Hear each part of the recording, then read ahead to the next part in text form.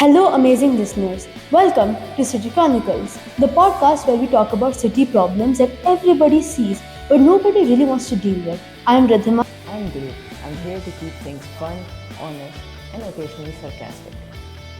And I'm Gyan, the voice of reason in this podcast, or at least I try to be. Today we're going to be talking about something that all of us have seen in Kharadi, waste management, or rather the lack of it. This is the first episode of City Chronicles. Cue the music.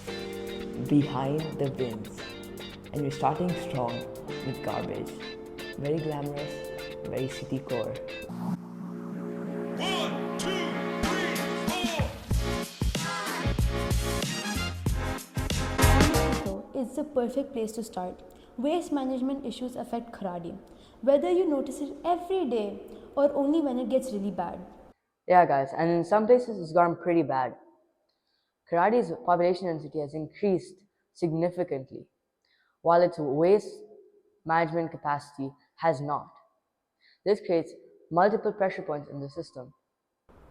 Yeah, that explains why some bins are always full, like they've emotionally checked out. But jokes aside, the amount of waste has definitely gone up. New buildings, more food waste, more delivery packaging, it all adds up. Actually, if you think about it, even a single housing society generating just 1 extra kilogram of waste per flat per day could add up to several tons annually, which is statistically terrifying. Wait, did Dhruv just say statistically? Yeah, I did not expect a per capita waste calculation from you. I read one article. Let's not make this a thing. Anyway, nothing says good morning like dodging garbage on your way to work and questioning your life choices. Yeah, agreed. Another recurring issue is collection timing. Studies and municipal reports show that irregular pickups lead to waste accumulation within 24 to 48 hours, especially in high density residential lanes.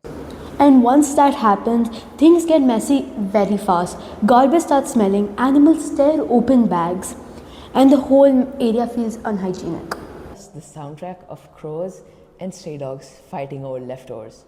Very peaceful. Another major problem is segregation. Mixed waste increases processing time, reduces recycling efficiency, and raises operational costs for the waste handlers.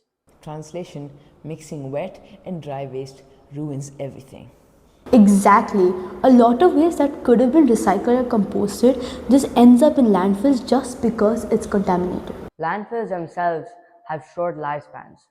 Once they are saturated, they contribute to groundwater pollution and methane emissions, which is a whole separate environmental problem. See, this is why we keep Gyan around. He casually drops words like methane. And it's not just about the environment. Poor waste management has direct health impacts, especially during the monsoon. Blocked drains increase surface water stagnation, which creates a perfect breeding ground for mosquitoes who carry vector-borne diseases. Which is when everyone becomes a cleanliness expert overnight. Garbage doesn't disappear, it just relocates. Well, the good news is that this problem is actually manageable. Household level segregation remains the most effective intervention, according to almost every single waste management framework. 2 bins, minimal effort, maximum impact. Wet waste can be composted, dry waste can be recycled, but only if we separate them at the source. Housing societies that implement awareness drives and monitor compliance tend to show better waste outcomes. And reporting missed pickups works way better than ranting in society WhatsApp groups.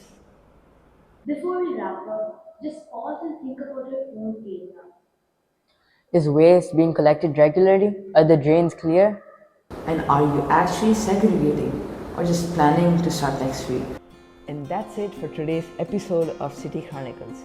Thanks for joining us as we talk trash, quite literally.